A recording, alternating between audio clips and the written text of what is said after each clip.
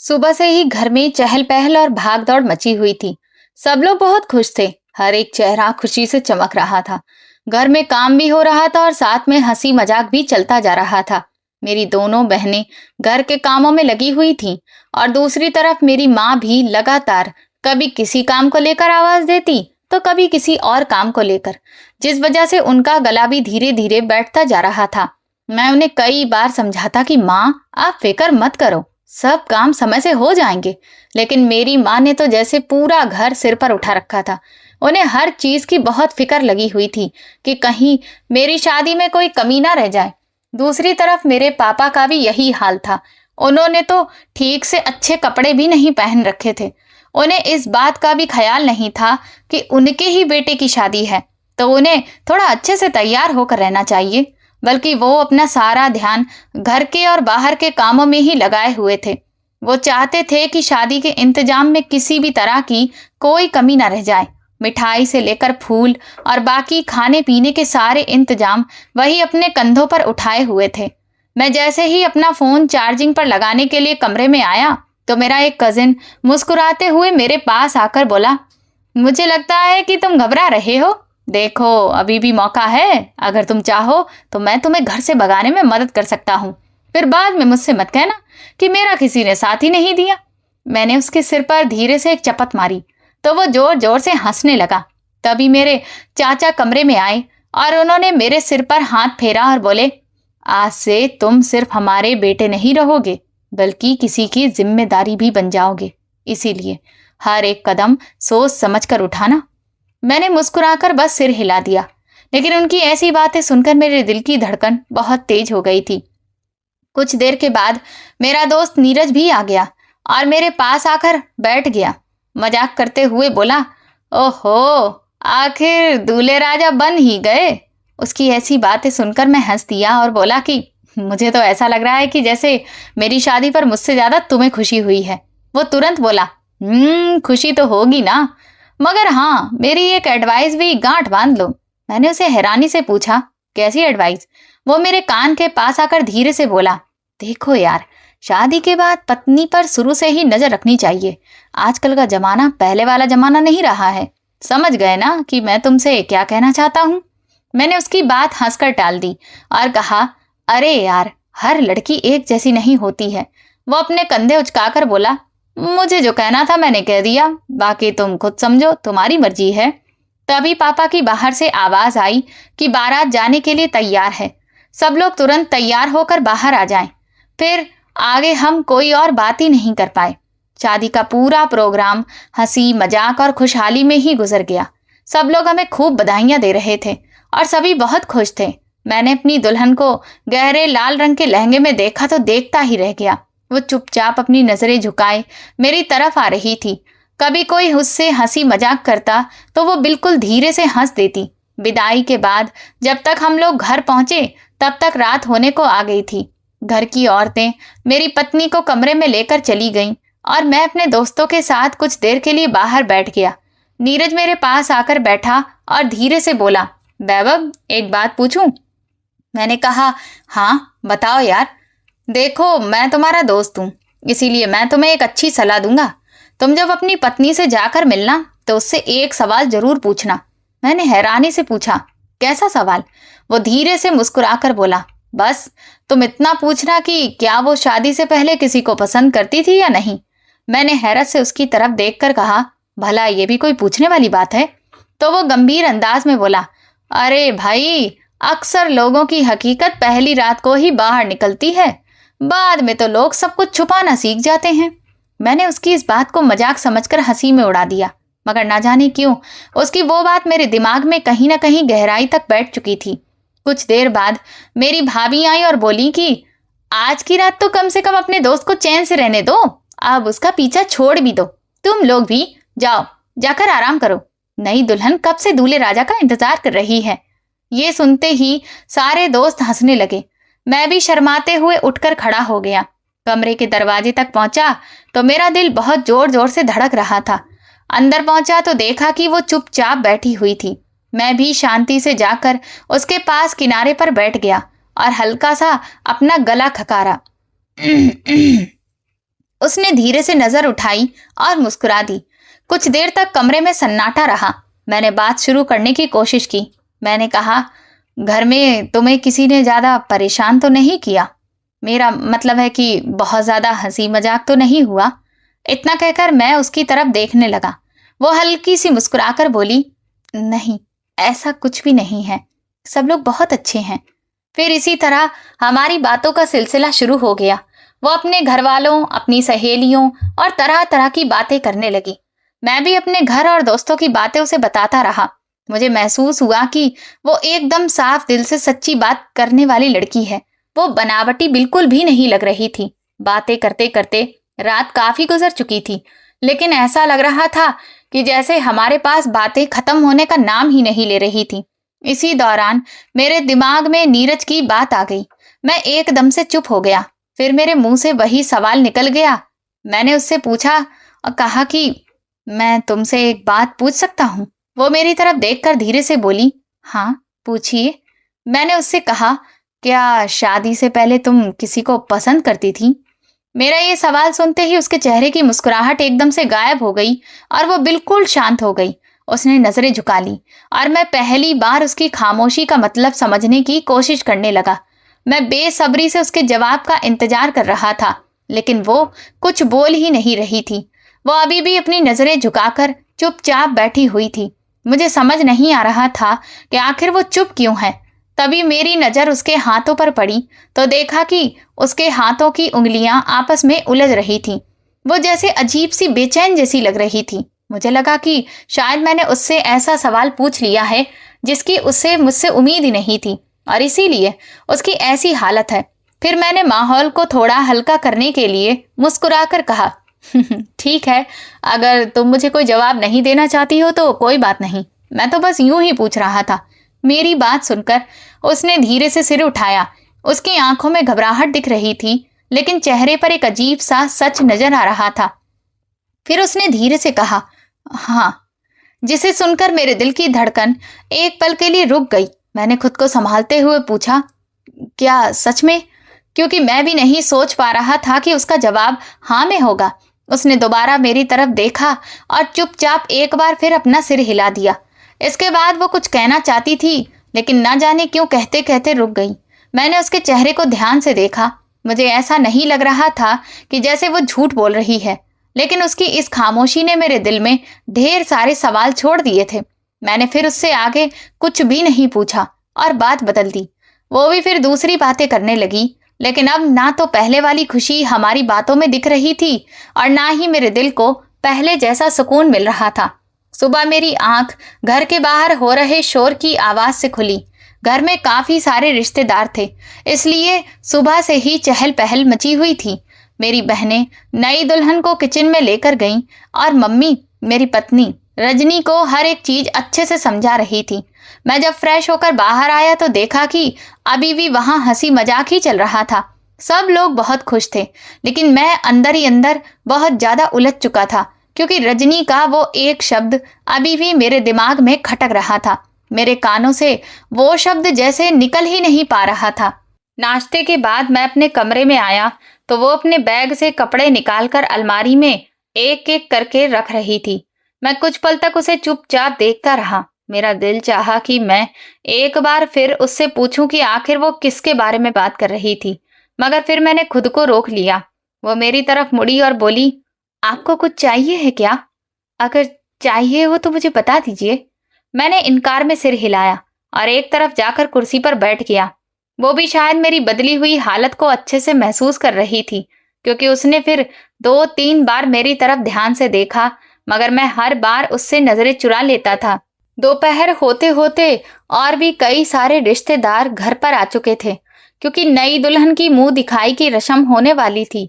जो भी मेरी पत्नी को देखता वो उसकी खूब तारीफ करता, यहाँ तक कि उसके गुणों की भी खूब तारीफ हो रही थी। मेरी माँ भी बहुत खुश थी।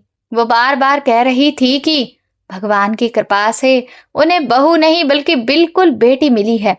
मैं भी उन सब की बातें सुन रहा था, मगर मेरे कानों में उसका वही शब्द गूंज रहा था, हाँ।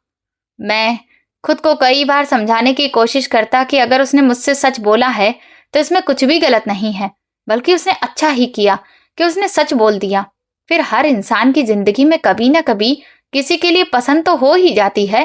लेकिन अगले ही पल मेरे दिल में एक और आवाज उठी कि अगर ऐसा था तो फिर उसने पहले बताया क्यों नहीं, और आखिर वो कौन हो सकता था। शाम के वक्त नीरज दोबारा से घर आया।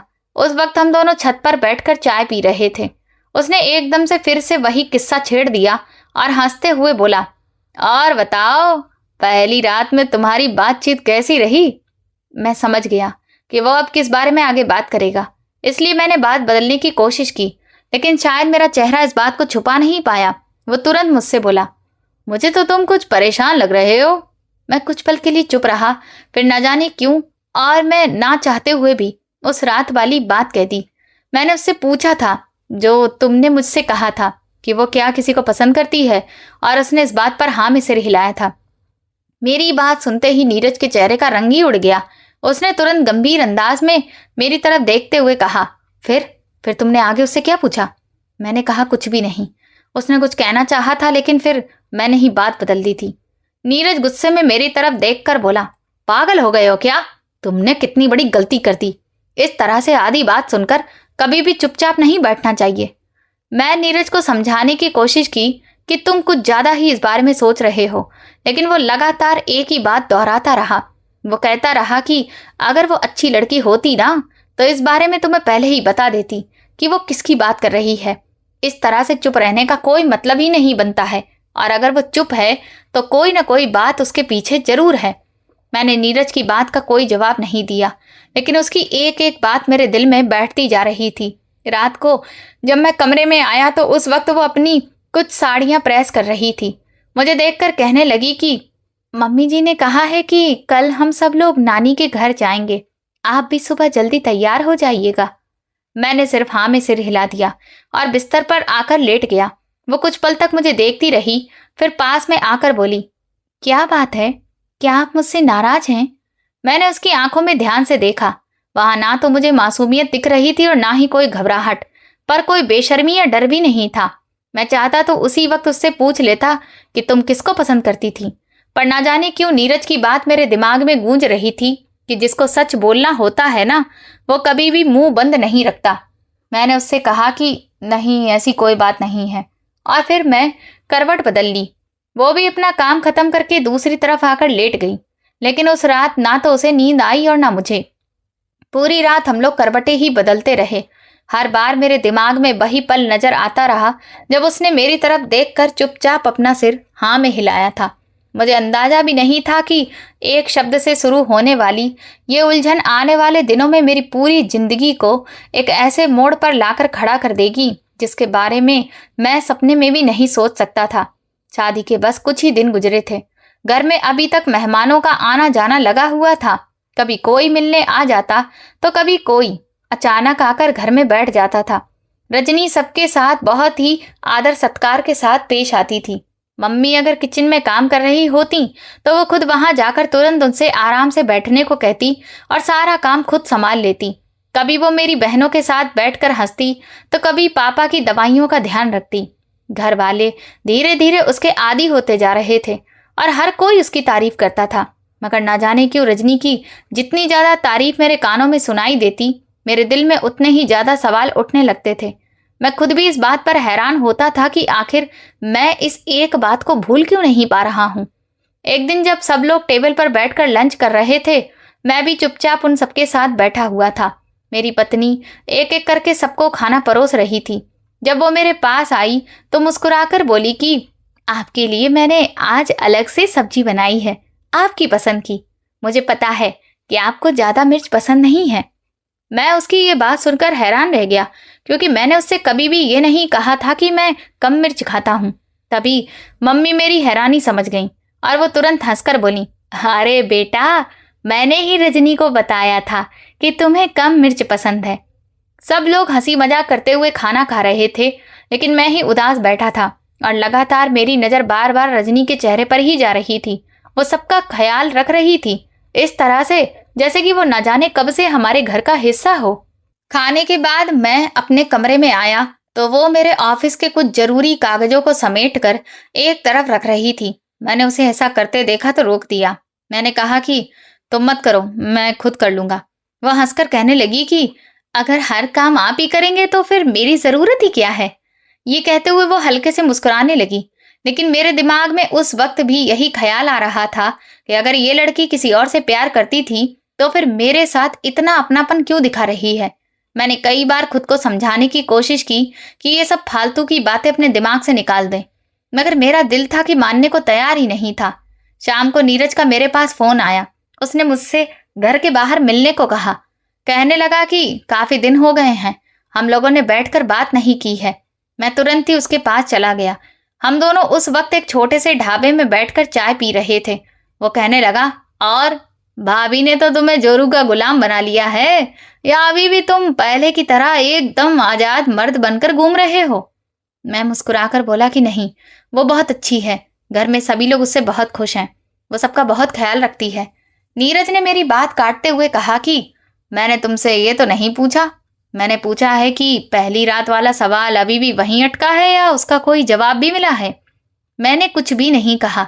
मैंने कहा कि मैं इस बारे में अब और कोई बात नहीं करता। वो बोला, तुम भी अजीब हो यार। एक लड़की पहली रात खुद ये मान लेती है कि वो किसी को पसंद करती है और फिर तुमसे उसका जिक्र भी ना करे।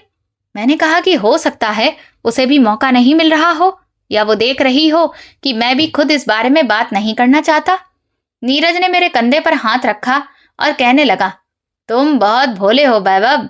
तुम्हें क्या लगता है कि भाभी को मौका नहीं मिल रहा है, इसीलिए वो तुम्हें कुछ बता नहीं रही हैं? अरे बेवकूफ, ऐसी बातें तो जानबूझकर छुपाई जाती हैं। मैं उसकी बात सुनकर चुप हो गया।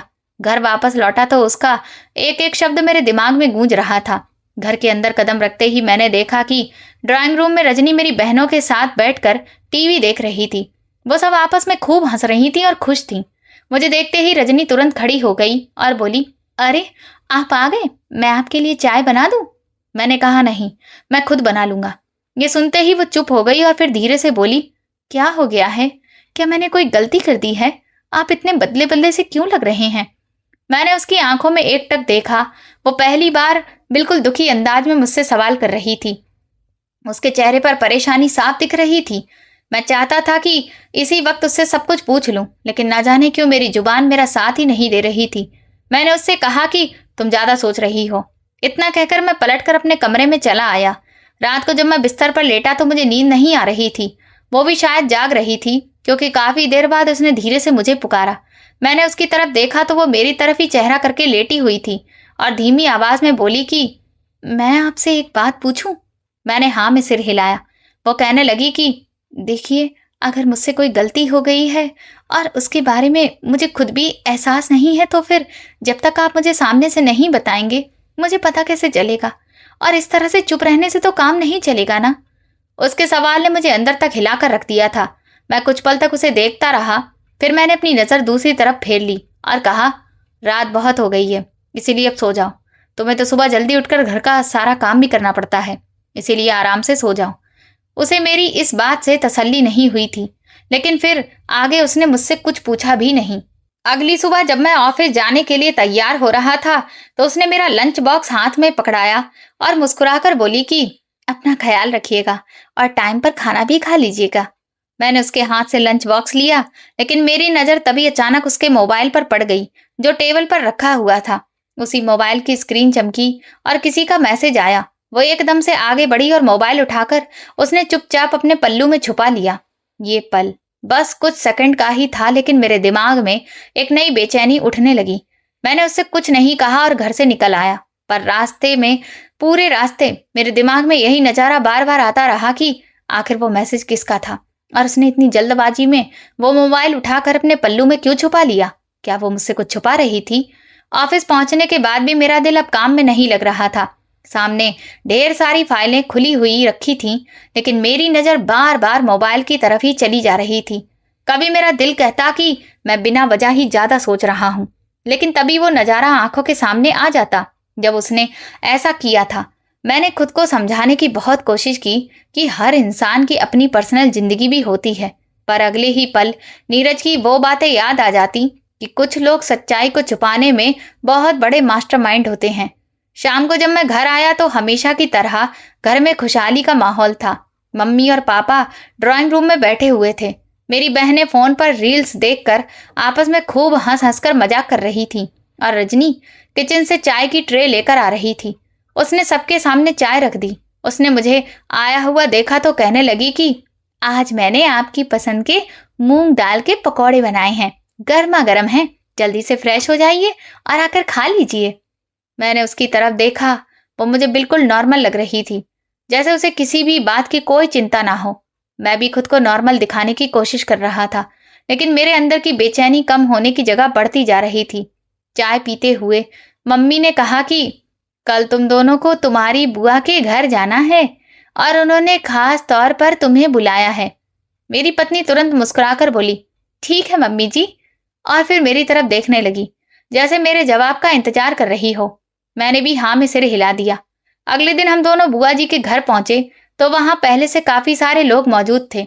सब लोग रजनी से मिल रहे थे। कोई उसके कपड़ों की तारीफ कर रहा था तो कोई उसकी खूबसूरती की और कोई उसके गुणों की। वो सबसे हंसकर मिल रही थी और बड़े प्यार से सबको जवाब दे रही थी। मैं एक तरफ बैठा हुआ ये सब देख रहा था। इतने में मेरी बुआ जी की देवरानी मेरे पास आई और मेरे सिर पर हाथ फेरते हुए बोली कि बेटा, भगवान तुम्हें हमेशा खुश रखे। तुम तो बहुत भाग्यशाली हो जो तुम्हें इतनी अच्छी पत्नी मिली है। मैंने एक नज़र उठाकर उनकी तरफ देखा और मुझे समझ नहीं आ रहा था कि मैं इस बात पर खुश हो जाऊं या फिर दुखी हो जाऊं। वापसी में गाड़ी में काफी देर तक सन्नाटा रहा। फिर रजनी ने अचानक मेरी तरफ देखा और धीरे से बोली कि आज आप पूरा दिन बहुत चुप रहे हैं, क्या बात है? सब कुछ ठीक तो है ना? मैंने हल्का सा मुस्कुराकर हाँ में सिर हिला दिया। वो कुछ पल मेरे चेहरे को ध्यान से देखती रही, फिर दोबारा बोली कि आप जब झूठ बोलते हैं ना तो आपके चेहरे के एक्सप्रेशन बिल्कुल बदल जाते हैं। मैं उसकी ये बात सुनकर चौंक गया। मैंने मुस्कुराने की कोशिश की और कहा कि तुमने तो कुछ ही दिनों में मुझे ज्यादा अच्छे से पहचान लिया है। वो धीरे से बोली कि इंसान अगर दिल से किसी को अपना मान लेता है तो फिर उसे समझने में ज्यादा वक्त नहीं लगता। उसकी ये बात मेरे दिल पर सीधा जाकर लगी, मगर मैं फिर भी चुप रहा। रात को खाना खाने के बाद जब मैं लॉन में टहल रहा था तभी नीरज का मेरे पास फोन आ गया। उसने मुझे बाहर मिलने बुलाया।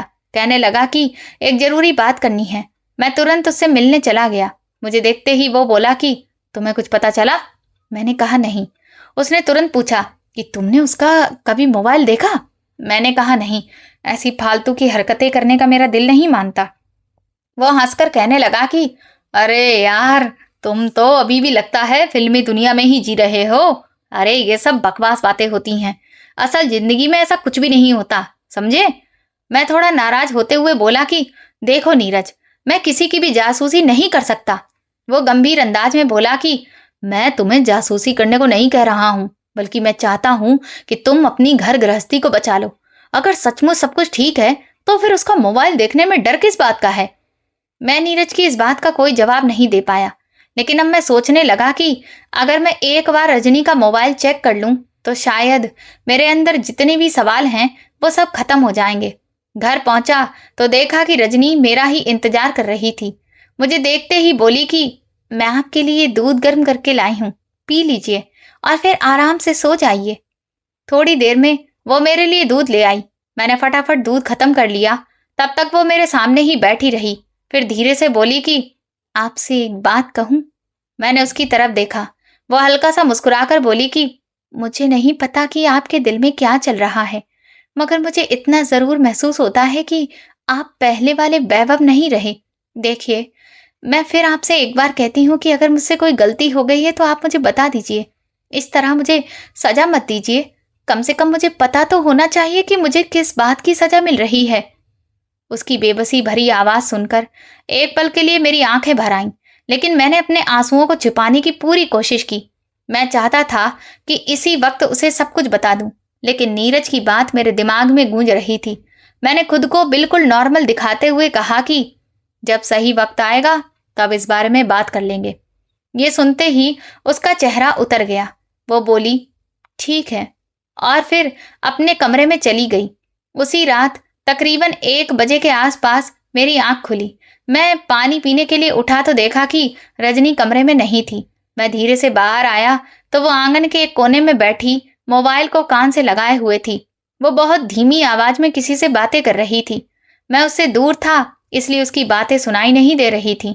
मगर जब मैंने ध्यान से सुनने की कोशिश की तो मुझे समझ आया कि वो रो रही थी और धीमी आवाज में बोली कि मैं वादा करती हूँ, मैं उन्हें कभी भी सच नहीं बताऊंगी। ये सुनते ही मुझे गहरा झटका लगा। उसकी इस एक बात ने मेरे दिल में शक की आग को और भी ज्यादा भड़का दिया। उस रात मैं बहुत देर तक जागता रहा। वो मेरे बगल में ही लेटी हुई थी पर बार बार करवट बदल रही थी। हम दोनों में से किसी ने भी कोई बात नहीं की। मेरी आंखें बंद थीं, मगर उसकी वो बातें मेरे दिमाग में लगातार गूंज रही थीं। मैं सोच रहा था कि आखिर वो इतनी रात को किससे बात कर रही थी, आखिर वो क्या कहना चाहती थी, वो किस बात का वादा कर रही थी और कौन सा सच था जो वो मुझसे छुपाना चाहती थी। मैं चाहता था कि उठकर उससे पूछ लूं कि वो ये सब क्या कर रही है और कौन सा सच है जो वो मुझसे छिपा रही है, लेकिन न जाने क्यों मैंने खुद को रोक लिया। शायद मैं उसके मुंह से खुद सब कुछ सुनना चाहता था। अगली सुबह हमेशा की तरह वो सबसे पहले उठ गई। जब मेरी आंख खुली तो वो मम्मी के साथ किचन में नाश्ते की तैयारी कर रही थी। मेरी माँ रजनी के साथ बहुत खुश थी। मैं चुपचाप उन दोनों को किचन में खुशी खुशी काम करते हुए देख रहा था। जैसे ही रजनी की नजर मुझ पर पड़ी तो वो तुरंत मुस्कुराकर बोली कि अरे आप उठ गए, बस 2 मिनट और, मैं अभी अभी अभी नाश्ता लगाती हूँ। उसके अंदाज में वही अपनापन था, मगर मेरे दिल में अब वो पहले वाली बात नहीं रही थी। नाश्ते के दौरान पापा अपनी पुरानी बातें बताकर खूब हंसी मजाक कर रहे थे। मेरी बहनें भी उन्हीं बातों में लगी हुई थीं, मगर मैं ही मुंह बंद करके चुपचाप बैठा था।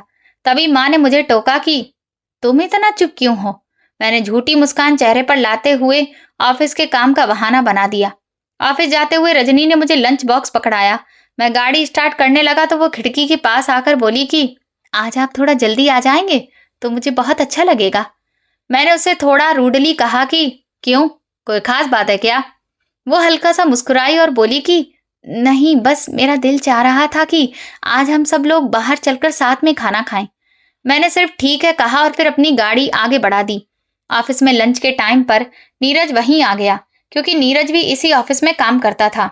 वो मेरे सामने कुर्सी खींचकर बैठ गया और मेरे चेहरे की तरफ देखते हुए बोला, लगता है तुम रात को ठीक से सो नहीं पाए हो।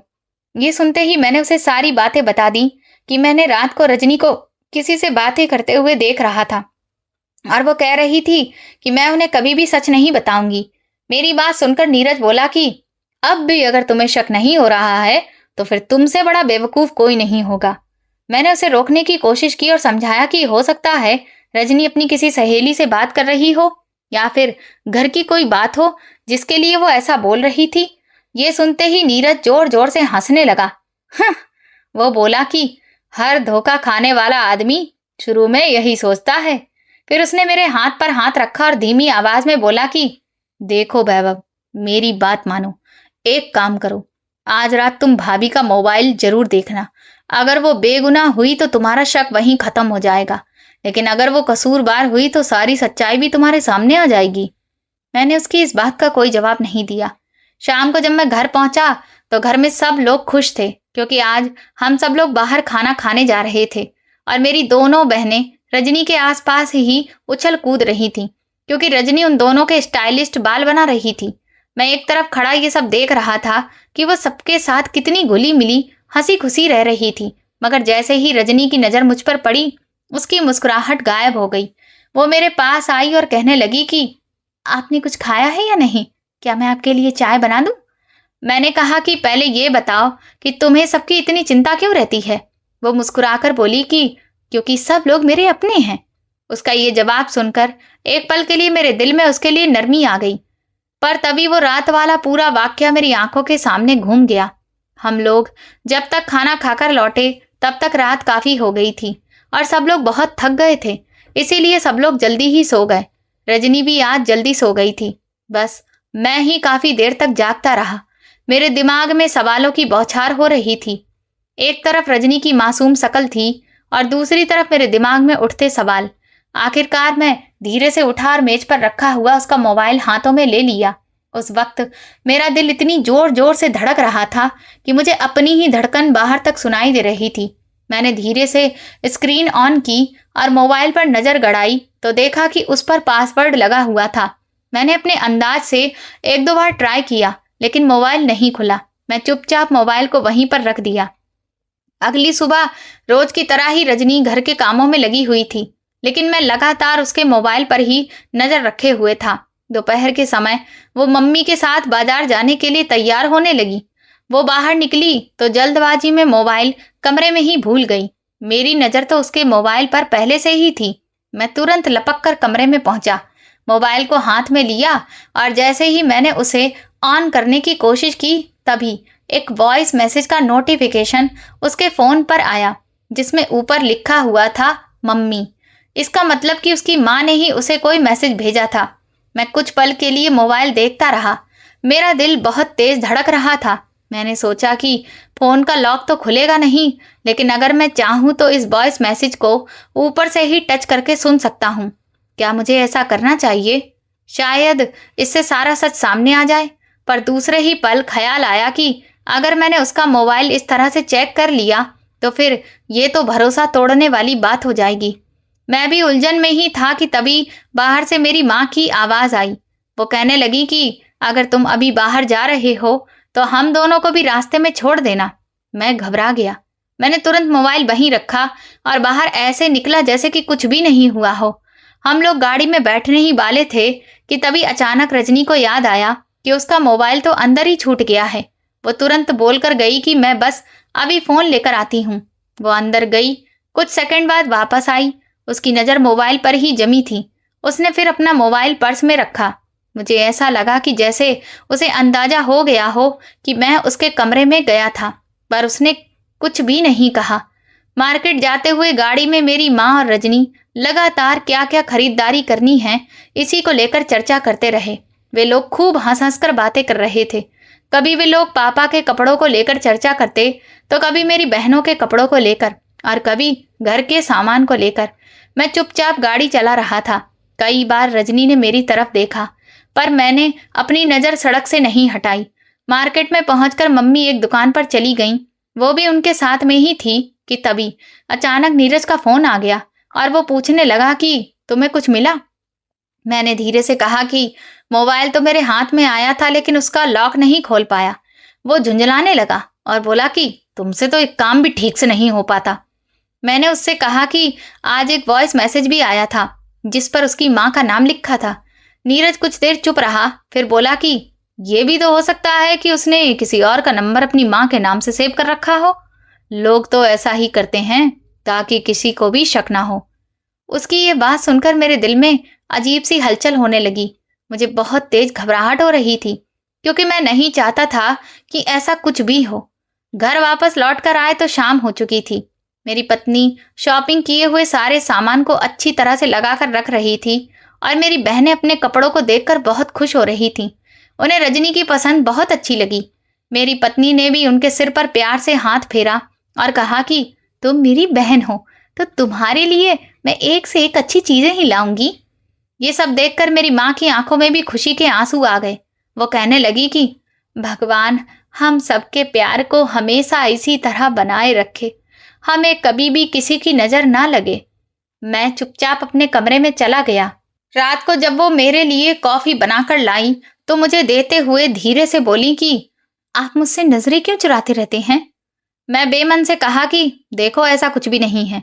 फिर वो एकदम से मेरे सामने बैठ गई। मेरी तरफ ध्यान से देखकर धीमी आवाज में बोली कि अगर मैं आपको कोई बात बताना चाहूँ तो क्या आप मेरी बात पूरी सुनेंगे या फिर बीच में ही नाराज हो जाएंगे। ये सुनकर मेरे दिल की धड़कन तेज हो गई। मुझे लगा शायद अब वो मुझे खुद ही सब कुछ बता देगी। मैं गंभीर अंदाज में बोला कि पहले बात बताओ, उसके बाद डिसाइड करूंगा। वो कुछ बोलने ही वाली थी कि अचानक तभी बाहर से मेरी बहन ने आवाज दी, भाभी जल्दी से आओ, मम्मी आपको बुला रही हैं। वो एक पल के लिए रुकी, फिर मुस्कुराहट के साथ बोली कि चलिए ठीक है, मैं इस बारे में बाद में बात करूंगी। मैंने उसका हाथ पकड़ लिया और कहा कि नहीं, मुझे अभी बताओ। उसने मेरी तरफ देखा जैसे वो कुछ कहना चाहती हो, लेकिन फिर खड़ी होकर बोली कि अभी इतनी जल्दबाजी में मैं ये बात नहीं कर सकती हूँ। मैंने कहा ना, जब हम लोग आराम से तसल्ली से बैठेंगे तब इस बारे में बात करेंगे। फिर वो कमरे से चली गई और मैं बेबसी से उसे जाते हुए देखता रहा। अगले 2 दिन उसने कई बार मेरे साथ इत्मीनान से बैठकर बात करने की कोशिश की, लेकिन हर बार कुछ ना कुछ ऐसा हो जाता कि उसे जाना पड़ता। कभी मम्मी बुला लेती तो कभी कोई मेहमान आ जाता, तो कभी मेरी किसी बहन का कोई काम पड़ जाता, और मैं खुद भी ऑफिस में बिजी रह रहा था। मुझे ऐसा लग रहा था जैसे किस्मत चाहती ही नहीं है कि वो मुझे अपने दिल की बात बता पाए। तभी मैं ऑफिस में अपनी कुर्सी पर बैठा ही था कि नीरज मेरे केबिन में आ गया। उसने दरवाजा बंद किया और बोला कि तुम अभी भी ऐसा लगता है फिल्मी दुनिया में ही जी रहे हो। अगर तुम्हारी पत्नी बेगुनाह होती ना, तो अब तक वो सबको साफ साफ बता चुकी होती। मैंने कहा कि देखो, ऐसा नहीं है। वो कई बार मुझसे बात करने की कोशिश कर चुकी है, लेकिन हर बार बात अधूरी ही रह जाती है। वो ताना मारते हुए हंसा और बोला, हाँ यही तो उसकी होशियारी है, ताकि सामने वाले को ये लगे कि देखो, वो मुझे बताना तो चाह रही है, लेकिन सामने वाले को कभी सच्चाई भी पता ना चले, और तुम इतने बेवकूफ हो कि तुम्हें उसकी चाल ही समझ में नहीं आ रही। ये सुनकर मैं चुप हो गया। तभी नीरज ने केबिन की अलमारी से एक मोबाइल निकालकर मेरे सामने रखा और बोला, देखो, ये मेरे पहचान वाले की कहानी है। उसकी पत्नी भी इसी तरह से बहुत भोली भाली बन रही थी, और तुम्हें पता है, बाद में पता चला कि सालों पहले से उसकी किसी और से बातचीत हो रही थी। इसके बाद नीरज ने मुझे कुछ पुरानी तस्वीरें और कुछ मैसेज दिखाए। वो बार बार यही कहता रहा कि औरत की खामोशी सबसे ज्यादा खतरनाक होती है। ये सुनकर मैं वहां से उठ गया, पर मेरे दिल में जो शक था वो अब और भी ज्यादा मजबूत हो चुका था। नीरज मुझसे बोला कि अब इस सच से पर्दा उठाने का एक ही तरीका है। मैंने कहा, क्या? वो बोला, आज शाम को तुम बिना बताए घर पर जल्दी पहुंच जाओ और फिर देखो वो क्या कर रही है। कई बार ऐसे ही सच्चाई पता चलती है। चोर को चोरी से ही पकड़ा जाता है। मैंने नीरज की तरफ देखा और कहा कि अगर तुम गलत साबित हो गए तो? वो बोला, फिर सबसे पहले मैं ही रजनी से जाकर माफी मांगूंगा, लेकिन अगर मैं सही निकला तो फिर याद रखना, फिर पछताने का कोई भी फायदा नहीं होगा। शाम को मैं अपने रोज के रूटीन के मुताबिक 2 घंटे पहले ही घर पहुंच गया। अंदर गया तो देखा कि सन्नाटा पसरा हुआ था। मम्मी पापा तो किसी रिश्तेदार के यहाँ गए थे, और उस वक्त मेरी बहन भी घर पर नहीं थी। ड्राइंग रूम से मुझे कुछ हल्की सी आवाज सुनाई दी। मैं उस तरफ पहुंचा तो देखा कि रजनी हाथ में मोबाइल लेकर किसी से धीमी आवाज में बातें कर रही थी। मेरी आहट सुनकर वो एकदम से चौंक गई। उसने तुरंत फोन बंद किया और खड़ी हो गई। उसके चेहरे पर घबराहट साफ दिख रही थी। वो जल्दी से बोली, अरे आप बहुत जल्दी आ गए। मैं सीधा सवाल किया कि तुम किससे बात कर रही थी। वो एकदम से चुप हो गई, फिर बोली कि माँ से बात कर रही थी। मैंने कहा, लाओ चलो मुझे फोन दिखाओ। उसने मेरी तरफ देखकर बोली, क्यों? मैंने कड़क अंदाज में कहा, क्योंकि मैं खुद देखना चाहता हूँ कि वाकई में तुम अपनी माँ से बात कर रही थी या फिर किसी और से बात कर रही थी। उसने पहली बार मेरा लहजा इस तरीके से सुना था, इसलिए उसकी आंखें भर आईं, पर उसने फिर भी मोबाइल अपने हाथ से छोड़ा नहीं। वो धीरे से बोली कि आप मुझ पर भरोसा नहीं कर रहे। मैं तीखे अंदाज में बोला, क्योंकि तुमने मुझे भरोसा करने के काबिल छोड़ा ही नहीं है। वो कुछ कहना चाहती थी, लेकिन मैंने उसकी बात काट दी। मैंने कहा कि अगर तुम वाकई में इतनी ही सच्ची हो तो फिर मोबाइल मुझे दे दो। लेकिन फिर भी उसने मोबाइल को दोनों हाथों में मजबूती से पकड़ कर रखा और बोली कि अभी मैं ऐसा नहीं कर सकती।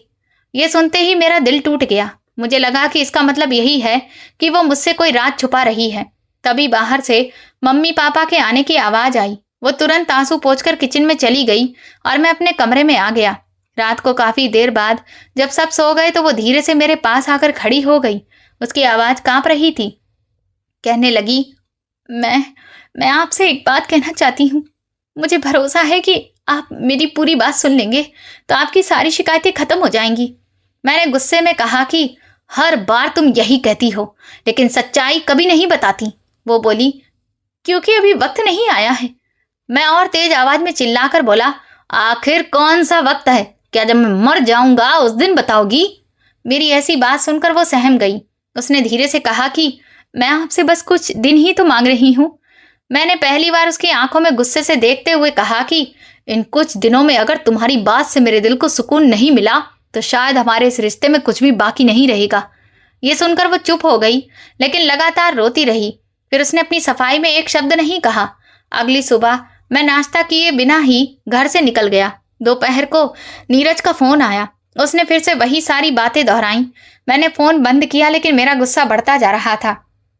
शाम को जब मैं घर पहुंचा तो पड़ोस वाली एक आंटी मम्मी से बातें कर रही थी। उनकी नजर जैसे ही मुझ पर पड़ी, बोली, बेटा तुम्हारी पत्नी तो बहुत ही अच्छी है। बेचारी को कभी कभी मायके भी घुमा लाया करो। आज जब अपनी माँ से बात कर रही थी तो बेचारी रोने लगी। लगता है माँ बेटी को एक दूसरे की बहुत याद आ रही है। आखिर माँ बेटी का प्यार होता ही ऐसा है। ये सुनकर मैं एक पल के लिए रुक गया। मेरे दिमाग में फौरन वही बात आई कि अगर वो सच में अपनी माँ से बात करती है तो फिर मुझसे क्यों छुपा रही है। और इसी सवाल ने मेरे अंदर के शक की आग को और भड़का दिया। अगले 2 दिन घर का माहौल बड़ा अजीब सा रहा। पहले वो हर छोटी बड़ी बात पर मुझसे सलाह मशवरा करती थी, मगर अब सिर्फ खाना लगा दूं, चाय बना दूं, इतनी ही बात करती। मैं भी थोड़ा सा ही जवाब देकर चुप हो जाता। घर वाले भी समझने लगे थे कि हमारे बीच कोई खटपट हो गई है। शाम के वक्त मैं अकेला बैठा हुआ वही सब सोच रहा था जब उसने मुझसे कहा था कि हाँ, वो किसी को पसंद करती थी। तभी अचानक पीछे से रजनी आई। उसने मेरे कंधे पर हाथ रखा और बहुत ही नरमी से बोली, आज आप बहुत चुप हैं, क्या कुछ कहना चाहते हैं? मैंने एक झटके से उसका हाथ कंधे से हटाया और सीधा उसकी आंखों में देखते हुए कहा, तुमने पहली रात कहा था कि तुम किसी और को पसंद करती हो। आज मैं तुमसे पूछता हूँ कि क्या वो बात अभी भी सच है, और अगर है तो फिर तुम यहाँ मेरे घर में क्या कर रही हो? वो डरकर दूर खड़ी हो गई, लेकिन उसकी आंखों में कोई खौफ नहीं था, बल्कि एक बेबसी थी। वो धीरे से बोली, मैंने तब भी सच कहा था और आज भी अपनी इस बात पर कायम हूँ। मैं आपको बताना चाहती हूँ, मगर हर बार आपने मुझे अपनी बात पूरी करने का मौका ही नहीं दिया। आप मुझे हमेशा टाल देते हैं। मैं चिल्लाकर बोला कि मैं तुम्हें टालता नहीं हूँ, बल्कि हर बार बर्दाश्त किया है। तुम्हें क्या लगता है कि मैं अंधा हूँ? मैं खुद अपनी आंखों से देख रहा हूँ कि तुम किसी के ख्यालों में खोई रहती हो। तुम्हारी ये खामोशी मुझे जला रही है। आज फैसला हो जाएगा कि आखिर वो कौन है और क्यों तुमने ये सब मुझसे छुपा रखा है। वो मेरे सामने हाथ जोड़ने लगी, बोली कि आप गलत समझ रहे हैं, मेरी बात तो सुनिए। वो जिसका मैंने जिक्र किया था, वो इतना ही कह पाई, लेकिन तब तक मेरा गुस्सा हद से ज्यादा बढ़ चुका था और मेरा सब्र भी जवाब दे गया। मैंने गुस्से में अपना आपा खो दिया और उसे चरित्रहीन कहते हुए इतनी जोर से धक्का दिया कि उसका सिर पीछे रखी मेज के कोने से टकरा गया। वो कुछ ही पलों में घर वाले हमारी इस तरह की आवाज सुनकर कमरे में आ गए।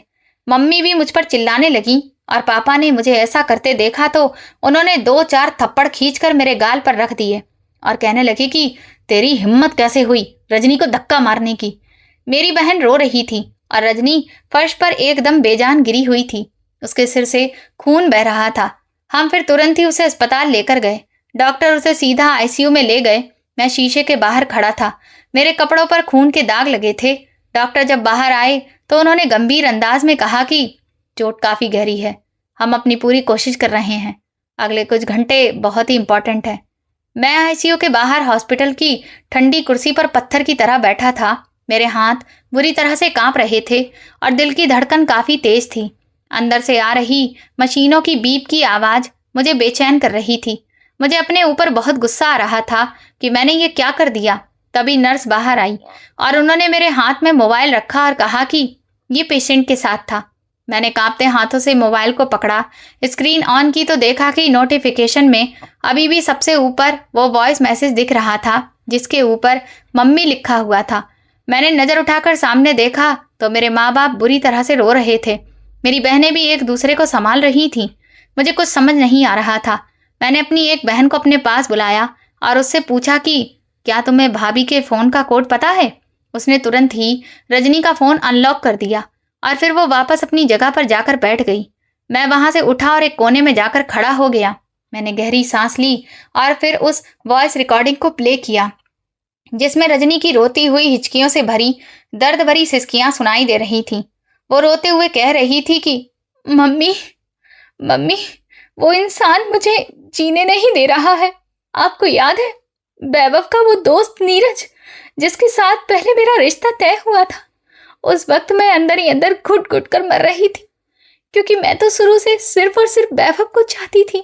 मेरे दिल की हर एक धड़कन सिर्फ वैभव के लिए ही धड़कती थी। ये तो भगवान की कृपा थी कि आज मेरी शादी उन्हीं से हो गई है। मैं जब से उन्हें उस प्रोग्राम में देखा था तब से ही मैं उन्हें अपना सब कुछ मान बैठी थी। लेकिन नीरज को ये बात बर्दाश्त नहीं हो रही है, क्योंकि वो अपने एक तरफा प्यार की जलन में मुझे बर्बाद करने का प्लान बना रहा है। वो मुझे लगातार फोन पर धमकी दे रहा है कि अगर मैंने वैभव के साथ रिश्ता खत्म नहीं किया तो वो मेरी बसी बसाई गृहस्थी को बर्बाद करके रख देगा। उसने मुझे साफ कहा है कि वो मेरे पति को झूठे सबूत दिखाकर हम दोनों के बीच नफरत पैदा कर देगा और फिर हम कभी भी एक होकर नहीं रह पाएंगे। मम्मी, मैं सच्चाई बताने से डरती हूँ क्योंकि मैं अभी भी शायद वैभव का भरोसा जीत नहीं पाई हूँ, और नीरज तो वैभव का पुराना दोस्त है। अगर मैं उनसे कुछ भी कहूँगी तो नीरज उन्हें भड़का देगा, जबकि सच ये है कि मैं अपने पति से कुछ भी नहीं छुपाना चाहती। मैं उन्हें सब कुछ बताकर अपना दिल बहुत हल्का कर देना चाहती हूँ, पर मेरी हिम्मत बार बार जवाब दे रही है। मैं चाहती हूँ कि हमारी जिंदगी की नींव सिर्फ और सिर्फ सच पर हो, हमारे बीच कोई भी बात छुपी न रहे।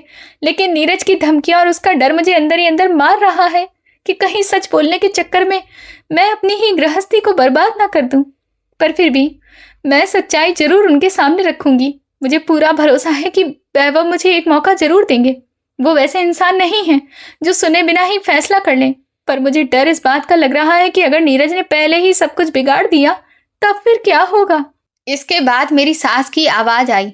वो दुखी और कांपती आवाज में बोली, बेटा तुम हिम्मत मत हारो, भगवान पर भरोसा रखो। नीरज के साथ तुम्हारा रिश्ता करके हमने सबसे बड़ी भूल की थी। हमें क्या पता था कि वही नीरज वैभव का दोस्त निकलेगा। लेकिन तुम्हारा प्यार पवित्र है। वैभव तुम्हारे प्यार की सच्चाई को जरूर समझेगा और वो तुम्हारी बात को महत्व देगा। लेकिन मेरा कहना है कि अभी तुम चुप रहो। कहीं ऐसा ना हो कि तुम्हारा सच बोल देने से बात और ज्यादा बिगड़ जाए। हो सकता है नीरज सिर्फ तुम्हें डरा रहा हो और असल में वो ऐसा कुछ भी ना करे। वो चाहता हो कि तुम खुद ही अपनी शादीशुदा जिंदगी बर्बाद कर लो, इसीलिए वो तुमसे इस तरह की बातें कर रहा है। थोड़ा इंतजार करो, जब सही वक्त आएगा तब खुद ही सब ठीक हो जाएगा। पूरा वॉइस मैसेज खत्म होते ही मेरे हाथ से फोन छूटकर फर्श पर गिर गया। रजनी की वो बात मेरे कानों में गूंजने लगी कि वैभव मुझे अपनी पूरी बात करने का मौका जरूर देंगे। मैंने दोनों हाथों से अपना सिर पकड़ लिया। आईसीयू के अंदर मेरी पत्नी नीरज की धमकियों के डर और अपने सच्चे प्यार को खो देने के डर के बीच जिंदगी और मौत की जंग लड़ रही थी, और बाहर मैं उसकी पवित्र मोहब्बत और मजबूरी के बोझ तले दबा हुआ था, जिससे मैं अभी तक अनजान था। अब मैं पछतावे से भर गया था। काश मैं उसे थोड़ा सा और वक्त दिया होता। काश मैं उसे ये एहसास दिलाया होता कि मैं उस पर भरोसा करता हूँ। पहली रात उसने सिर्फ हाँ में सिर हिलाया था, पर मैंने उसे पूरी बात करने का मौका ही नहीं दिया। हर बार वो मुझसे कहती रही कि आप थोड़ा सा समय दीजिए, एक दिन मैं आपको खुद सब बता दूंगी। पर मैंने उसकी बात सुनने की जगह अपने शक की आवाज सुनी। मैंने अपनी आंखें बंद कर ली। मुझे नीरज पर बहुत तेज गुस्सा आ रहा था। उसने मेरी जिंदगी में जहर घोल दिया था। रजनी का हर एक पल मेरी आंखों के सामने घूम रहा था कि वो कैसे मेरी दोनों बहनों के साथ हंसी खुशी घुल मिल जाती थी, कैसे माँ के साथ हंसकर किचन में काम करती थी, मेरे पापा की सेवा करती थी, मेरी हर एक चीज का ख्याल रखती थी। मेरी खामोशी में डूबे रहने के बावजूद वो हमेशा मुझे वैल्यू देती थी। वो मुझसे दूर नहीं जा रही थी, बल्कि मैं खुद उससे दूर जा रहा था। तभी डॉक्टर आईसीयू से बाहर आए। उन्होंने कहा कि पेशेंट को होश आ गया है, लेकिन अभी उनकी हालत काफी क्रिटिकल है। आप में से कोई एक व्यक्ति ही उनसे बात कर सकता है। मैं तुरंत दौड़कर रजनी के पास गया। उसने बड़ी मुश्किल से अपनी आंखें खोली। मैंने उसका हाथ अपने हाथों में लिया और बुरी तरह से रोने लगा। मैंने उसके पैर पकड़ लिए और कहा, मुझे माफ कर दो रजनी। मैंने तुम्हारी एक भी बात पूरी नहीं सुन सका। तुम पर भरोसा नहीं किया और तुम्हें ही मुजरिम बना दिया, जबकि मुजरिम तो मैं खुद था। उसने धीरे से अपने होंठ हिलाए और धीमी आवाज में बोली कि मुझे आपसे कभी भी नफरत नहीं हुई थी, बल्कि मैं तो हमेशा से सिर्फ आपको चाहती थी। पर मुझे इस बात का बहुत अफसोस है कि आपने मुझे एक मौका भी नहीं दिया। मैंने उसके आंसू पोंछे। मैंने उससे कहा कि नीरज ने मुझे खूब भड़काया। वो मुझे हर दिन याद दिलाता था कि तुम किसी और को चाहती हो और मेरे साथ बेवफाई कर रही हो, और उसके बोए हुए शक के बीज ने मेरी सोचने समझने की शक्ति को खत्म कर दिया था। इसी गुस्से ने आज मुझसे इतना बड़ा पाप करवा दिया कि तुम मेरी वजह से अस्पताल में हो। रजनी ने कहा कि आप मुझसे एक वादा कीजिए, आप कभी भी किसी के कान भरने पर यकीन नहीं करेंगे। रिश्ते कभी भी शक से नहीं बल्कि भरोसे से चलते हैं। मैंने रोते हुए हाँ में सिर हिलाया। मैंने उससे कहा कि तुम बस जल्दी से ठीक हो जाओ, हम फिर से एक नई शुरुआत करेंगे और इस बार हमारे बीच कभी कोई नहीं आएगा। मैंने उसके आगे हाथ जोड़कर कहा कि हो सके तो मुझे माफ कर देना रजनी। इसके बाद मैं उसे आराम करने को कहकर बाहर निकल आया। आज मुझे समझ आया था कि इंसान को बर्बाद करने के लिए हमेशा किसी बाहर के दुश्मन की जरूरत नहीं होती। कभी कभी आधी सुनी हुई बात, उसका गलत मतलब, बेवजह का शक और एक गलत दोस्त हमारी पूरी जिंदगी बर्बाद करने के लिए काफी होता है। मैं उसी वक्त पागलों की तरह ऑफिस की तरफ गया, जहां मेरा वो धोखेबाज दोस्त नीरज था, जिसने मुझे बार बार रजनी के खिलाफ भड़काया। मुझे देखते ही वो बोला, अरे तुम यहाँ क्या कर रहे हो? मैं एक झटके में उसकी गर्दन पकड़कर उसे दीवार के साथ लगा दिया। मेरी आंखों में खून उतर आया था। मैं चिल्लाकर कहा कि तुमने मेरी जिंदगी बर्बाद करने की कोशिश की, तुमने मुझे उसके खिलाफ किया, झूठ बोलकर हमारे बीच दीवार खड़ी कर दी। तुम्हारी इस हरकत की वजह से आज वो मुझसे हमेशा के लिए दूर जा सकती थी। मैंने खींचकर उसके 2-4 थप्पड़ मारे और उससे कहा कि आज से तुम्हारे और मेरे बीच अब कोई भी रिश्ता नहीं है, और आज के बाद मुझे अपनी शक्ल कभी भी मत दिखाना। तुम्हें शर्म आनी चाहिए, तुमने दोस्ती के नाम पर कलंक लगा दिया है। वो कहने लगा कि मैं रजनी के एक तरफा प्यार में पागल था। मुझे बर्दाश्त नहीं हो रहा था कि अगर रजनी मुझे नहीं मिली तो फिर रजनी को भी उसका प्यार नहीं मिलना चाहिए, और इसीलिए मैंने ये सब किया। मैंने नीरज से कहा कि प्यार जबरदस्ती पाने का नाम नहीं बल्कि देने का नाम है, लेकिन तुम्हारे जैसे घटिया लोग ये बात कभी नहीं समझ सकते। इतना कहकर मैं वहां से चला आया। कुछ दिनों के बाद रजनी को डिस्चार्ज मिल गया। अब वो धीरे धीरे रिकवर कर रही थी। मेरे सारे घर वाले और मैं खुद रजनी का बहुत ख्याल रख रहे थे ताकि वो जल्द से जल्द ठीक हो जाए। मैं हर रोज पछतावे की आग में जल रहा था। ना जाने कितनी बार मैं उसके पैर पकड़कर उससे माफी मांग चुका था। रजनी ने मुझे माफ भी कर दिया था। वो मुझसे यही कहती थी कि आपने जो कुछ भी किया वो सिर्फ गुस्से में किया, इसमें आपकी भी कोई गलती नहीं है। सच कहूं तो गलती हम दोनों की ही थी, क्योंकि हमने कभी भी एक दूसरे से खुलकर अपने मन की बात कही ही नहीं। बस सही वक्त का इंतजार करते रहे। जब दो लोग आपस में बैठकर ठीक से बात नहीं करते हैं, तब किसी तीसरे को उन दो लोगों के बीच आने की जगह मिल जाती है। हमने भी यही गलती की और नीरज ने अपना खेल खेल दिया। लेकिन आज से हम दोनों एक दूसरे से वादा करते हैं कि हम कभी भी एक दूसरे से बातें नहीं छुपाएंगे, और अगर हमारे मन में कोई भी बात अटक जाती है तो हम अपनी उस गलत फहमी को तुरंत ही दूर कर लेंगे। रजनी की बात सुनकर मैं मुस्कुराया और उसे गले से लगा लिया। मैं अब उससे पहले से भी ज्यादा प्यार करने लगा था और उससे भी ज्यादा उसका ख्याल रखने लगा था। नीरज ने शर्मिंदगी की वजह से या फिर किसी और कारण से उस जगह की नौकरी छोड़ दी। वो कहाँ गया मुझे नहीं पता, लेकिन अच्छा ही हुआ, क्योंकि मैं अब उसकी वो मनुष्य शकल कभी भी नहीं देखना चाहता था। दोस्तों, ये कहानी सिखाती है कि किसी भी रिश्ते की सबसे मजबूत नींव भरोसा और खुलकर की गई बातचीत होती है। आधी अधूरी बात, बेवजह का शक और दूसरों के बहकावे में आकर लिया गया फैसला सबसे मजबूत रिश्ते को भी तोड़ सकता है।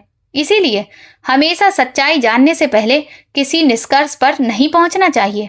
तो दोस्तों, आप किस शहर से हमारी कहानी सुन रहे हैं और आपको ये कहानी पसंद आई हो तो कमेंट करके प्लीज जरूर बताएं। इस वीडियो को लाइक करें, ज्यादा से ज्यादा शेयर करें और हाइप दें। साथ ही चैनल को सब्सक्राइब करना ना भूलें। और अगर आपको मेरी मेहनत पसंद आई हो तो मुझे सुपर थैंक्स देकर अपना प्यार और सपोर्ट जरूर दिखाएं, ताकि मैं आपके लिए ऐसी ही शानदार कहानियां लाती रहूं। ये कहानी पूरी तरह से काल्पनिक है। इसका उद्देश्य केवल मनोरंजन और एक सकारात्मक सामाजिक संदेश देना है। कहानी के सभी पात्र, घटनाएं और स्थान काल्पनिक हैं। यदि इनका किसी वास्तविक व्यक्ति, घटना या स्थान से कोई मेल दिखाई दे तो उसे केवल संयोग माना जाए। धन्यवाद।